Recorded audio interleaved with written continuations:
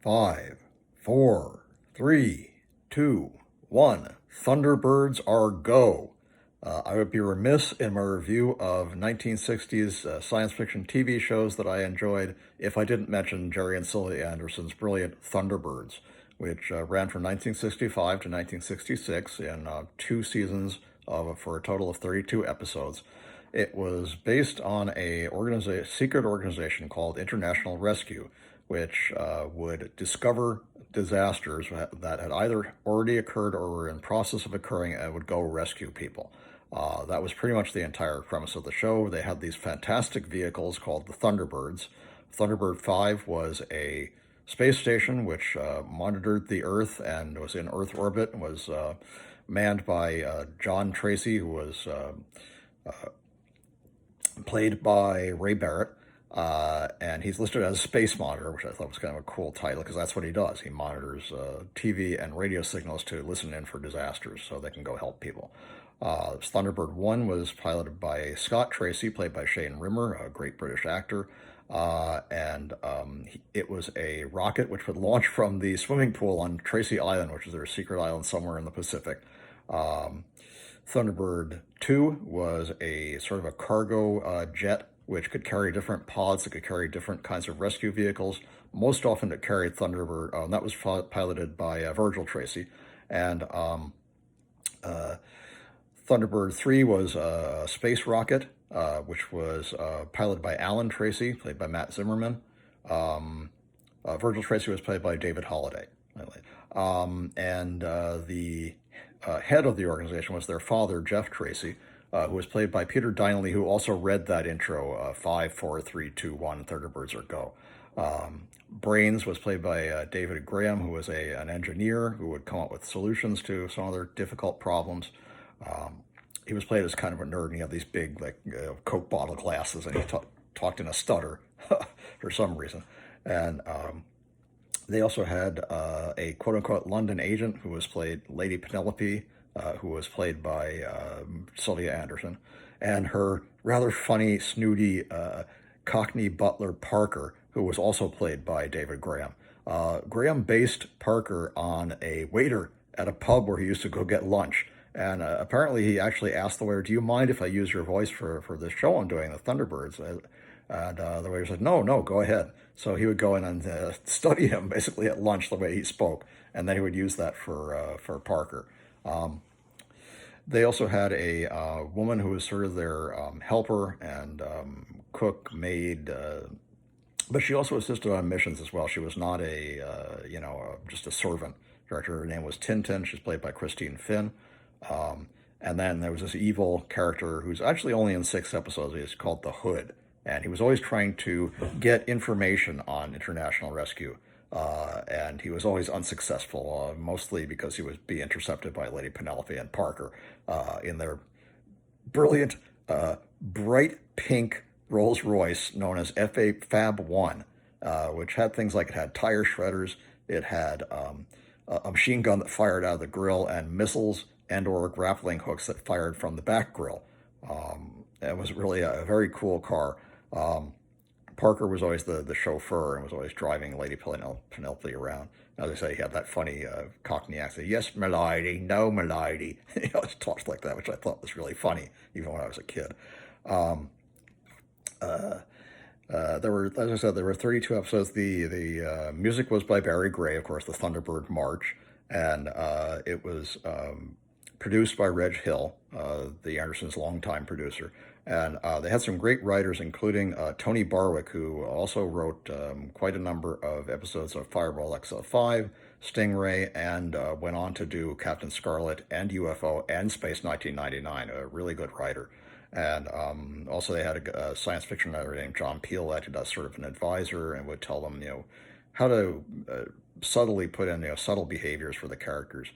One reason that I did not like the Thunderbirds as much as I liked the later show, Captain Scarlet, is that at this point, the process of Supermarionation was still in the phase where, to make it work, they had to have the machine that made the lips move was inside the heads of the marionettes. And because of that, it was a rather large apparatus and they had to make the heads larger than the body, so they looked disproportionate, and I thought a bit silly. Later on in Captain Scarlet, they had created a much more sophisticated solenoid, as they call it, that could be placed inside the chest of the puppet, so they could make the heads proportional to human size, and I liked that a lot better. They had that in the last three of the puppet series: Captain Scarlet, Joe 90, and the Secret Service. But in the Thunderbirds, they didn't have it as yet. They still look pretty good. I mean, they look like they're really speaking because of the way they did the recordings of the voice and then they synchronized the lips. It does look good. It does look official. And they had some really cool things like each of the Tracy brothers had a painting in Jeff Tracy's study, and he had an ashtray that would flip up and turn into a speaker. And then their painting, the eyes would glow, and the painting would slide up and it would show a video image of them wherever they were. And I liked that. I thought that was very cool. Also, the way they entered the vehicles was neat. They had, for Thunderbird 1, Scott Tracy would lean against a painting, and then the painting would slide down and turn into like a sled that would drop down into the cockpit of Thunderbird 1, and then he'd take off he'd land in the seat and be at the controls, and then he would just, start the rocket up and launch which I said came up out of the swimming pool. Similar device for Thunderbird 2. Thunderbird 3, I think, also launched off the property. Thunderbird 2 would launch up and it would be tilted. It'd float down a runway on like little air jets, and then it would tilt back. A portion of the runway would tilt back on risers, and then a blast shield would come up and it'd fire its rockets and take off. I thought that was very cool too.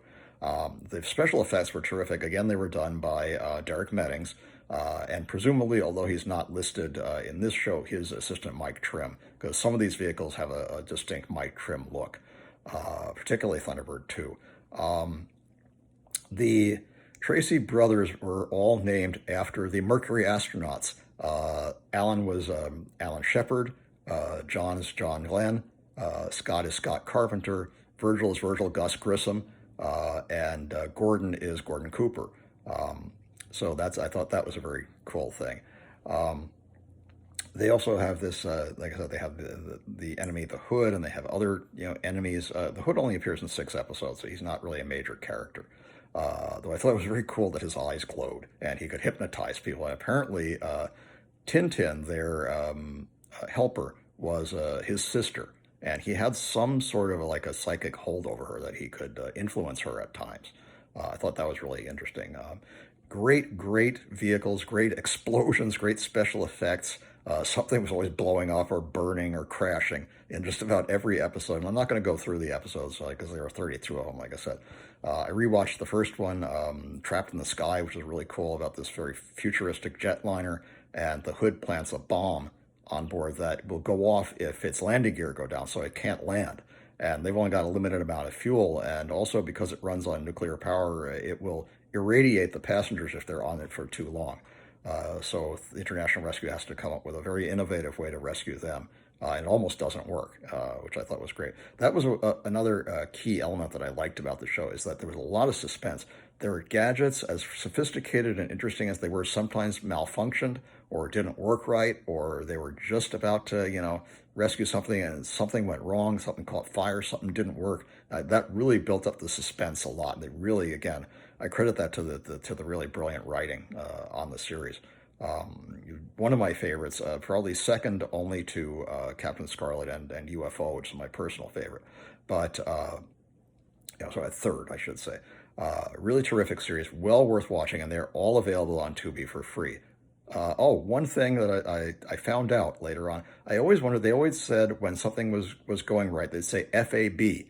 And I wondered why they said FAB, and also why the license plate of Lady Penelope's car was FAB1. Well, apparently FAB stands for Federal Agents Bureau, even though they never said that in the show. That's the organization under which International Rescue operates. So that's why they say FAB for when things are good, just as in Captain Scarlet, they say SAG for Spectrum is green, or SAR for Spectrum is red. I thought that was a cool detail.